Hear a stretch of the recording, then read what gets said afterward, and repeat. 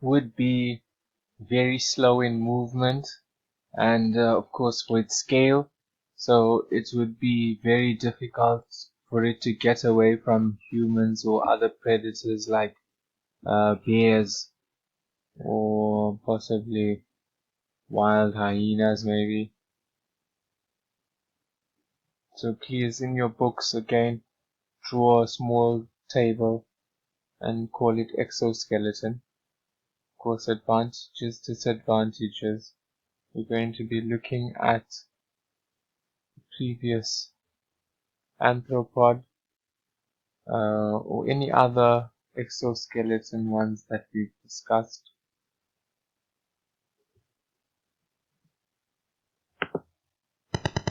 Endoskeleton. Endoskeleton. This skeleton is found inside the body and can consist of bone, all vertebrates except sharks or cartilage sharks, and some endoskeleton consists of both.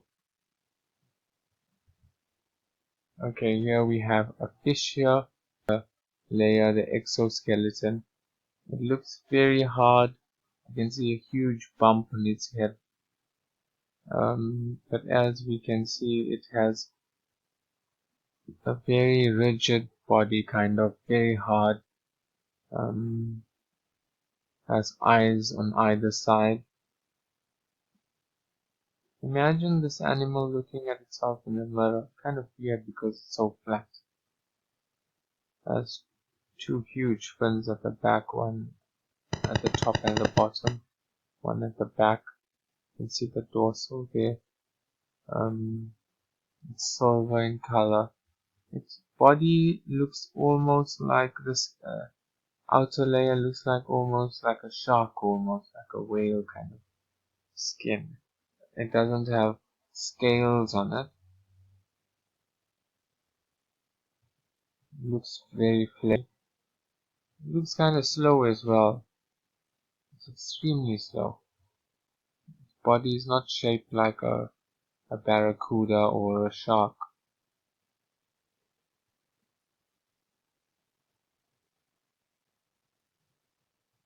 As you can see, it probably it's like a bottom feeder almost.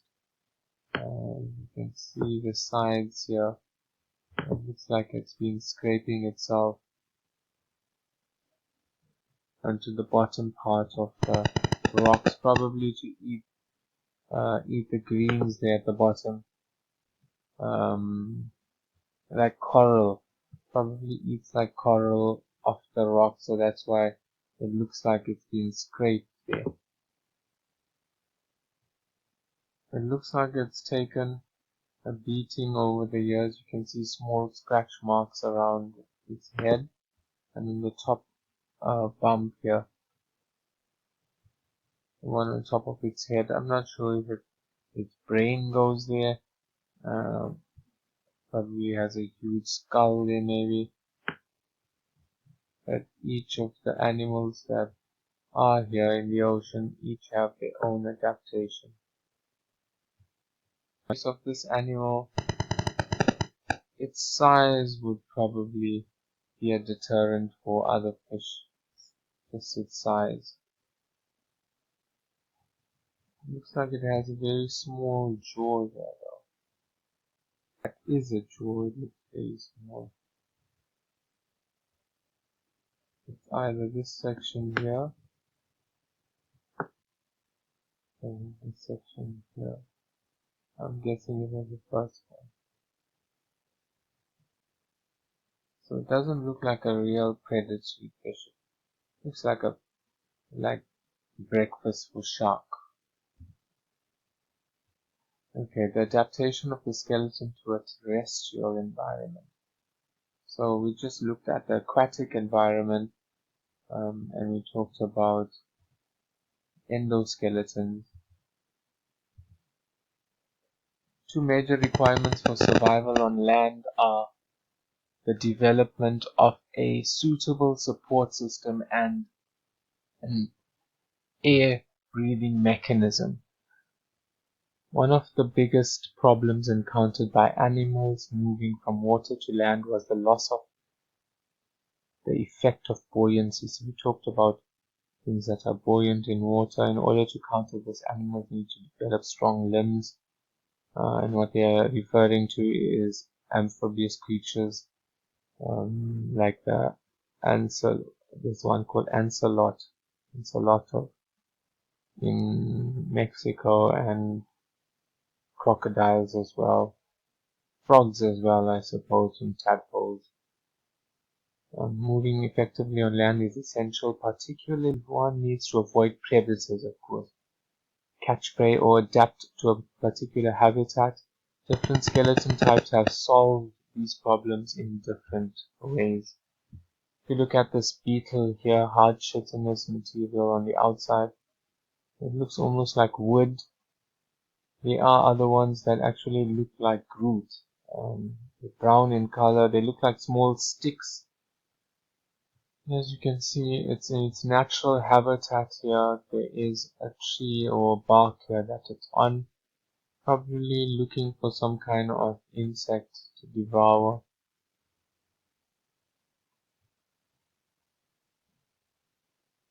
Like the next one, it looks kind of like, almost like the top. It looks like an Egyptian beetle kind of on the top. Almost like a helmet. Kind of cool. Exoskeletons is an external skeleton that supports and protects an animal's body. So that's the one we looked at now. Skeleton is non-living and consists of a cuticle strengthened by chitin, a substance secreted by the epidermis.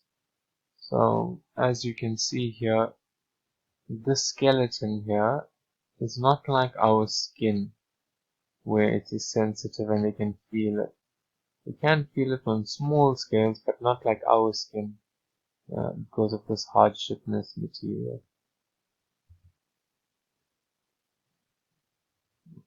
Crustaceans such as crabs have their exoskeleton further strengthened by calcium carbonate. You know, calcium enriches our bones as well. There are muscles attached to the inside of the skeleton which provides the resistance needed for muscle action. Okay, here we have another creature here. It's amphibious. It's a type of lizard. Some of them stay over 50% in water, while others like the hot temperature. Cold-blooded animals, of course. Very elusive, very quick. You might think that they are slow, but they're extremely fast. We have a feature here. It is just not a simple color, but it's yellow and black. I know there's a song called Black and Yellow, but this is the one. And if you look at its features, it has almost like it's like camouflage.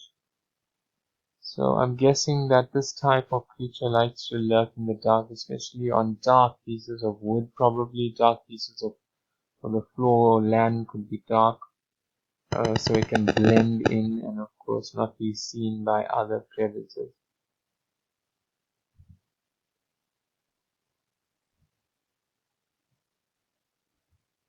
Hydrostatic skeleton. Hydrostatic skeleton is a structure found in many cold-blooded and soft-bodied organisms.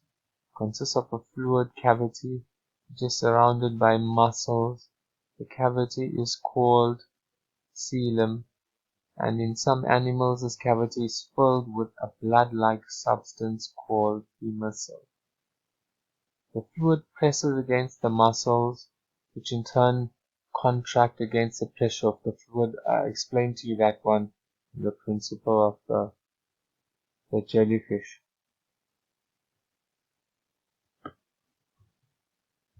Hydrostatic skeleton prevents the collapse of the body. And if we look at our body as well, we have it in the form of muscle and maybe fat, but when we do inhale, It's not as like the jellyfish, where if we do not have water, or probably as well in our body, when if we don't have water, we probably feel like the jellyfish, but the period would be too long from fat to thin. The animal that we saw, the jellyfish, naturally does that, where it retains the water, expels the water in order to propel itself. So the muscles in the body act against the food and bring about movement. Hydrostatic skeletons occur in flatworms, roundworms, earthworms, and starfish and slugs. So if you look at these ones here, flatworms, if you've gone fishing and you cut a worm or put a hook inside, you notice that it just has hemosyl in there, and of course the main, it doesn't have a spine, but it has like a digestive tract that goes from the beginning to the end, but all around it inside is the hemosyl. In this one here as well, it's with these aquatic fish and organisms, they have a similar structure like that of a jellyfish, where it's spongy. Of course, it would be an advantage and disadvantage depending on how you want to look at it. This one looks kind of weird. Actually, it looks beautiful. I'm looking at the coral behind it. So I'm not sure if this coral looks like a squid. I don't know. You can see eyes here. They look like a pair of eyes here. Moving away from the octopus. Very beautiful. And some of them can be very deadly as well. Left as well. Very pretty.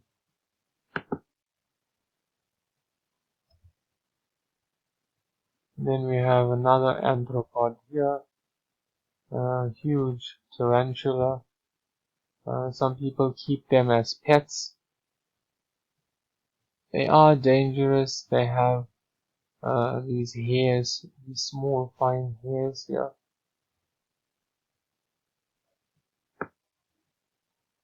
And if the hairs go into your skin, they make you feel very uncomfortable. So it's almost like if you've had like sharp grass. So these are very small, very painful, and when they go into your skin, it will hurt you, of course. You'd probably have to get a tweezer and have them removed.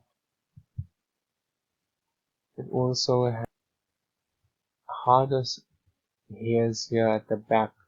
Sometimes they're very bushy, and seasonally or as it grows, it falls off. These birds are huge. If you can see, it's like, that's the dollar bill and that's the ruler, very huge. You get them bigger than this as well, and they eat birds and other animals as well.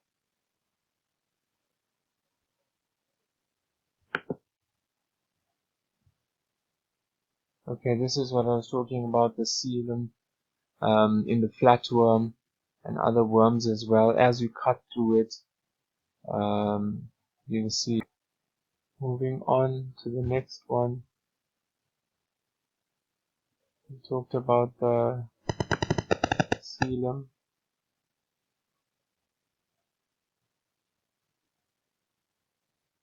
Limassol, also we're talking about the digestive system, like in the one we saw, like in spiders as well. And here we have another one, Limassol here, in a slug. So you can see the slug here. And then you can even see the stomach here as well. We can see the kidneys. And then here we have a skeletal structure of different animals. So anyway, I hope you guys have a good day, and I'll see you guys next week. Bon voyage.